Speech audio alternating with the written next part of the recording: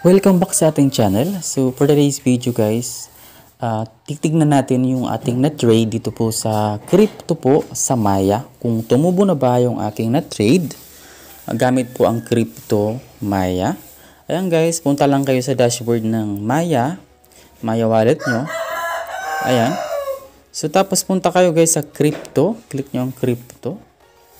And then after po nyan, bubungad po sa inyo itong ating dashboard ng crypto, which is ito na guys yung kinita ng na-trade ko po na coin dito po sa Maya. So ito na siya guys.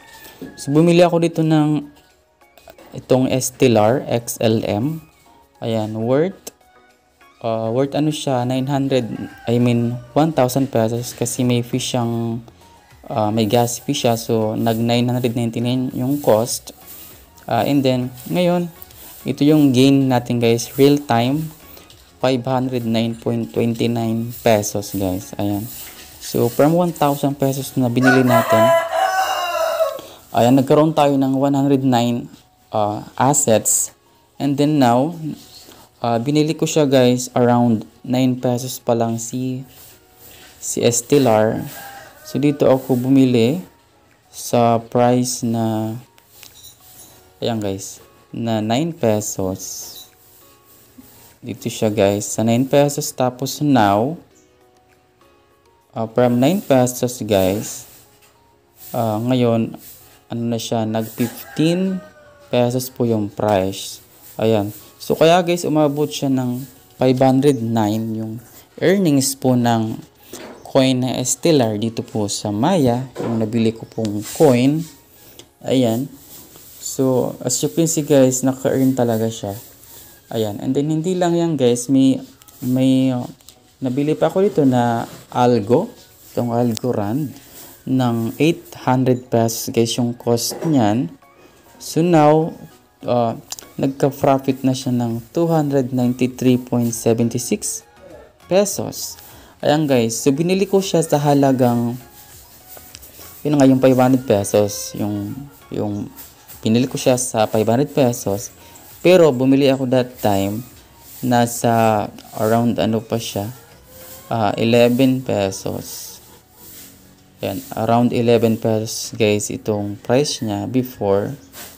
Tapos ngayon, ayan, nag 12 or magte 13 na siya guys. So nag 13 na siya na nakaraan.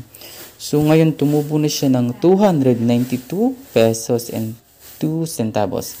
Ayan guys, so napakaganda ditong mag-trade sa Maya. Kasi guys, okay naman yung kanilang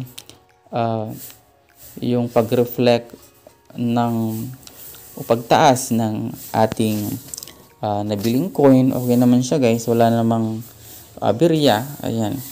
So, stable naman siya guys. At kapag tumaas yung presyo, tumataas din siya guys. So, a total of 790.69 na guys yung ating profit or na-gain natin sa pagbili natin ng crypto dito. Ayan. So, may binili pa ako dito guys na Shiba. Kaso nga lang hindi pa siya tumataas. So, dito lang guys, napakinabangan ko si Stellar at saka si Algorand. So, kung gusto nyo guys, humabol guys dito sa coin na to. So, maaga pa naman siya. Yung price niya pa naman is around 14 itong Stellar. So baka tumaas siya ng 50 pesos. So baka maka-earn to guys itong ating 1,000. Baka mabuto ng 5,000 ganyan, something. So malay nyo guys, mag times 30 yan or times 1,000. So diba, mas malaki guys yung inyong makukuha kasi nga nag times many siya.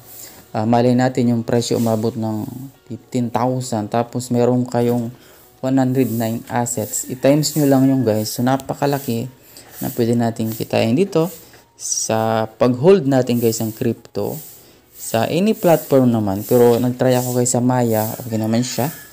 So sa Algorand naman, maaga pa naman guys. Pwede pa kayo makahabol nito. Pili kayo kahit sa halagang 500 or 1,000. So, yung presyo kasi niya is 12 pesos pa lang naman. So, baka mag times 50 yan or 100 times or 1,000 times.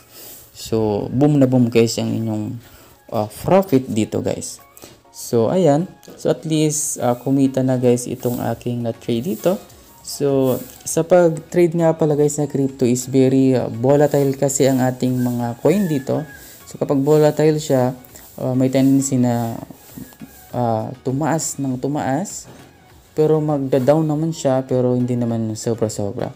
So, mas maganda guys, ang piliin nyo yung makakakuha kayo ng magandang share assets, yung malaki yung makukuha nyo para kapag tumaas, mas malaki rin po yung inyong kikitain. Pero dito guys ay may risk management pa rin. Ibig sabihin, take your own risk pa rin. So kailangan yung magpuhunan dito ng kaya nyo lang, kaya ng bulsa nyo at hindi yung mga savings nyo. So parang yung extra money nyo lang po, ayan. Bilang paalala po, ayan. So, mas maganda talaga guys mag-hold kayo ng mga ganyan kasi lalo na ngayon yung Bitcoin is tumataas talaga siya. So, may tendency na ito ay sumabay sa pagtaas ng Bitcoin. Ayan. And guys, so kung gusto niyo dito mag-hold or mag-trade sa crypto mo ng Maya, so pwede po guys. Ayan. Punta lang kayo sa Maya Crypto at ayan, mag-buy na kayo para makahabol pa kayo guys sa bull run. Baka kasi magsitaasan na to lahat. So kikita pa kayo. So ayan guys, so that's all for today's video and hope na ayan, nakatulong ito sa inyo para kumita kayo. Ayan.